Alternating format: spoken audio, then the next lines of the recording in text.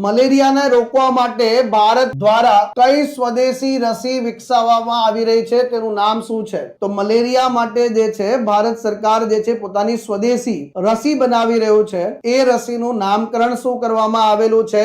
એડફાલ્કીવેક્સ. આ પણ જે છે સરસ મજાનું જે છે એડફાલ્કીવેક્સ જે છે એ નામ આપવામાં આવ્યું છે. તો ભારત દ્વારા જે છે ભારત સરકાર દ્વારા મલેરિયા જે છે એને રોકવા માટે, ને મલેરિયા તમને ખ્યાલ હશે કે બાળકોની અંદર અને જે છે આપણા દેશની અંદર જે છે મૃત્યુના કારણમાં જે છે એક ટોચના સ્તર પર આવે છે. તો હવે એને રોકવા માટે જે છે મલેરિયાની સ્વદેશી વેક્સિન બનાવવાનું નક્કી કરવામાં આવ્યું. Indian council of medical research જે છે એ નક્કી કરે છે કે રસી બનાવીશું, ને ફાઇનલી એના ક્લિનિકલ ટ્રાયલ થઈ ચૂક્યા છે. હવે જે છે એના મેન્યુફેક્ચરિંગ પ્રોસેસ તરફ જે છે ધીરે ધીરે આગળ વધી રહ્યા છે. તો આનું જે છે એડફાલ્સીવેક્સ જે છે આનું નામ છે. આ બે મલેરિયાના જે છે પરોપજીવી રોગ છે, એક પ્લાઝ્મોડિયમ ફાલ્સીપેરમ અને બીબીવીએક્સ જે છે, આ બંને માટે જે છે ખાસ આ રસી જે છે બનાવવામાં આવી છે મિત્રો.